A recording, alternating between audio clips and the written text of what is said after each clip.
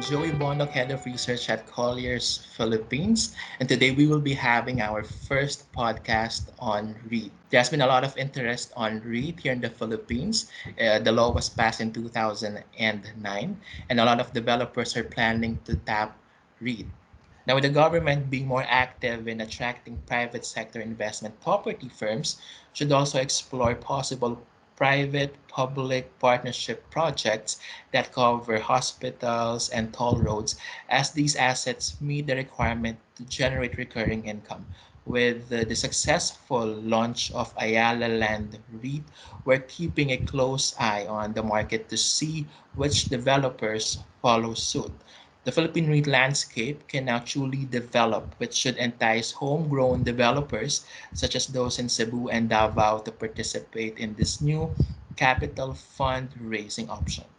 Now, despite the pandemic and economic slowdown, Colliers believes that developers remain aggressive in tapping REITs because of the following reasons. They want to consider divesting their properties into REITs to access a cheaper source of capital.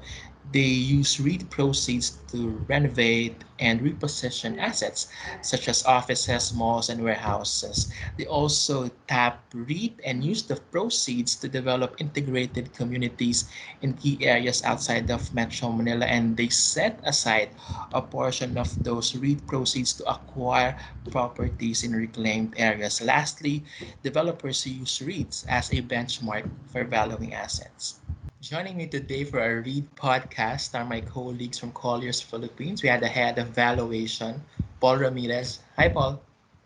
Hi, Joey. Also joining us is the head of advisory services, Tim Teodoro. Hi, Tim. Hi, Joey. So, Paul, I understand that there's a lot of interest on REIT from local developers. They're planning to tap REIT despite the pandemic, despite the lockdown.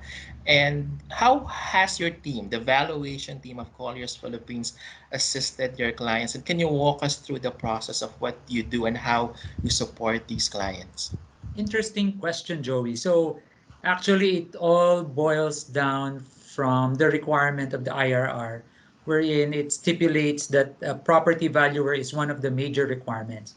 And during the entire process of the REIT, from the sponsor company transferring the asset to the REITco, you will require a valuation. And from the REITco going to an IPO, there will be a valuation requirement as well. And every 3 years, you will require a valuation before you switch to another valuation service provider. And in all acquisition and in disposal of assets for the REIT, a valuation is mandated. Okay, thanks, Paul. So it appears that valuation is indeed an integral part of the REIT process, and it's a very important service that we provide to our clients. Now, let me shift gears and ask my colleague Tim here.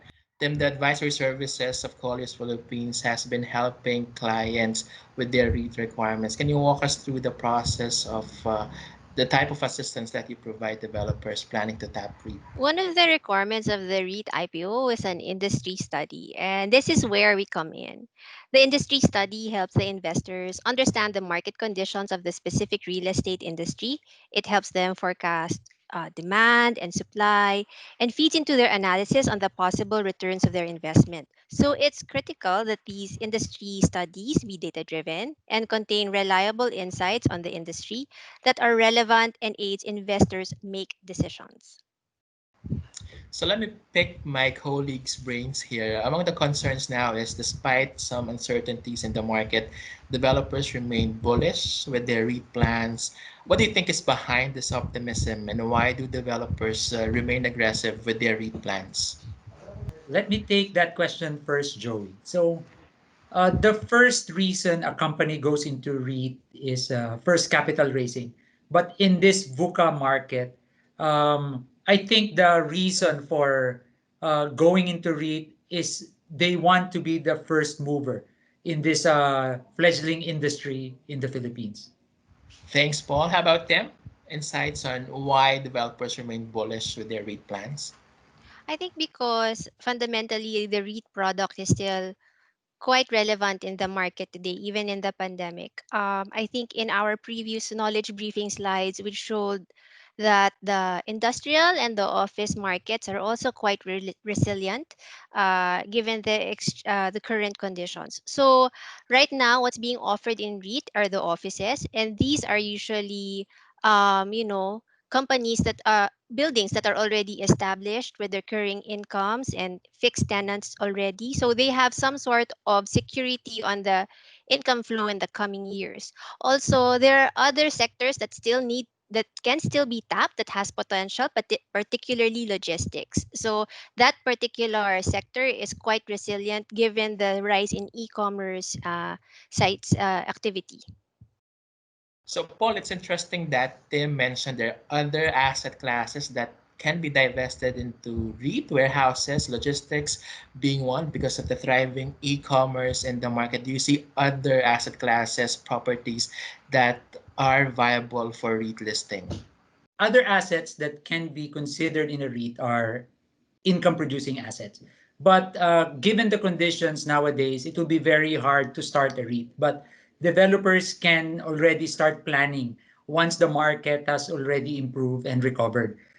These asset classes that can be considered are the retail or malls, which are expected to rebound once the pandemic is over, as well as the hotel and hospitality sectors. Another interesting type of real estate is the infrastructure, consisting of the toll roads and the hospitals. Very interesting insights from my colleagues Tim and Paul on what we see on the REIT market here in the Philippines. Perhaps my key takeaway is that the REIT is an exciting opportunity development in the property market.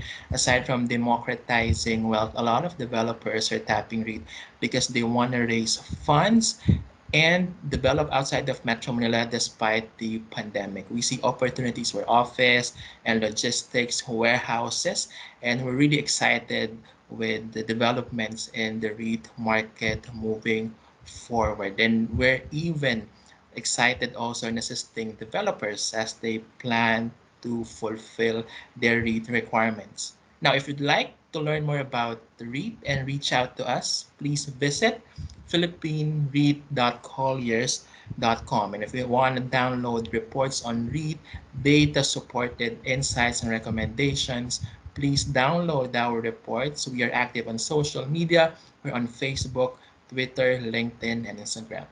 Thanks for watching and stay tuned for the next Colliers podcast.